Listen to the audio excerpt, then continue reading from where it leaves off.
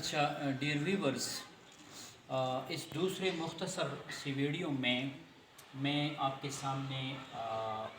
اس subject یا مضمون کے حوالے سے 2-3 ڈیفینیشنز آپ کے سامنے رکھنا چاہتا ہوں تاکہ یہ والا ٹاپک آج ہی مکمل ہو جائے۔ تو جس طرح میں نے بات کی تھی پچھلے والے ویڈیو میں آپ کے ساتھ کہ اصل میں علم شہریت یا سیوکس جو ہے وہ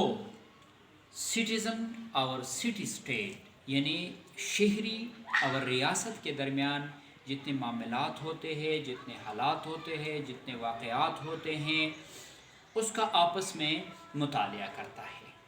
تو آج ہم 2-3 ڈیفینیشنز میں چاہتا ہوں کہ آپ کے سامنے رکھ دوں۔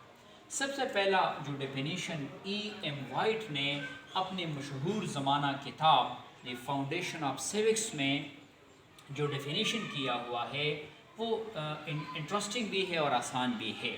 یہ دیکھیے اب ذرا کہ سیوکس انسانی علوم کی وہ شاخ ہے، سیوکس انسانی علوم کی وہ شاخ ہے جو ایک شہری کی ماضی یعنی پاسٹ، حال، پریزنٹ اور فیوچر یعنی مستقبل، ان تینوں زمانوں کا، پاسٹ کا، پریزنٹ کا اور فیوچر کا، نیز فردر مور اس شہری کی مقامی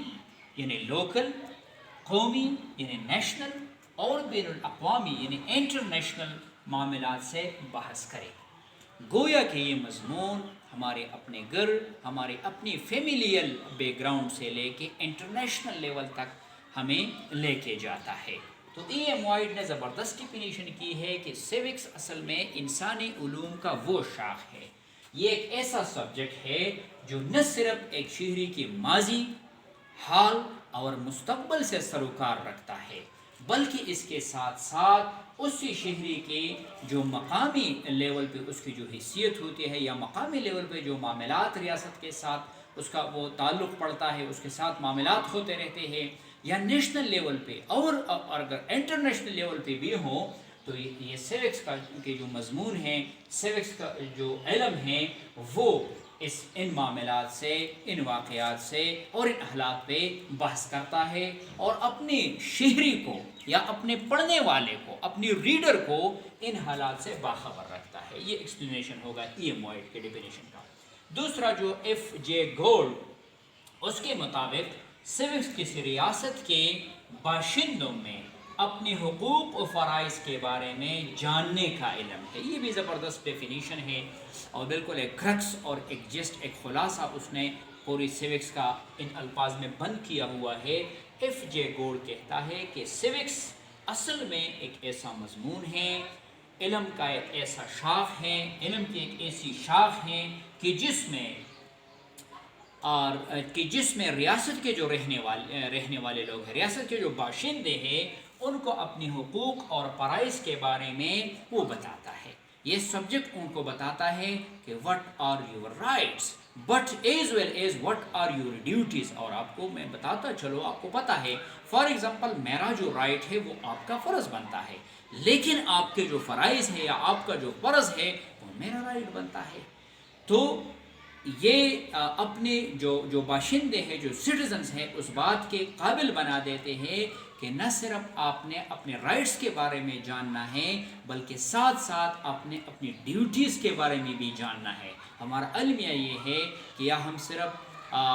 رائٹس کے پیچھے لگے ہوتے ہیں، ایکسٹریمزم میں چلے جاتے ہیں، یا صرف اپنی ڈیوٹیز، ریاست ہمارے اوپر ڈیوٹیز کو وہ ڈالتے ہیں، تو اس طرح نہیں، بلکہ جب رائٹس اور ڈیوٹیز کے درمیان ایک بیلنسڈ اپروچ ہو تو یہ سیوکس ایک ایسا سبجیکٹ ہے کہ ہمیں بتاتا ہے کہ بطور شہری آپ کے رائٹس کیا ہے، لیکن بطور شہری آپ کے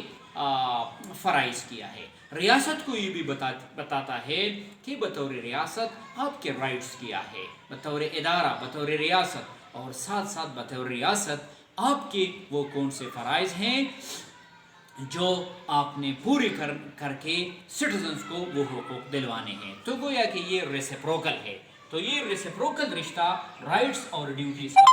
یہ سبجیکٹ ہمیں بتاتا ہے۔ آخر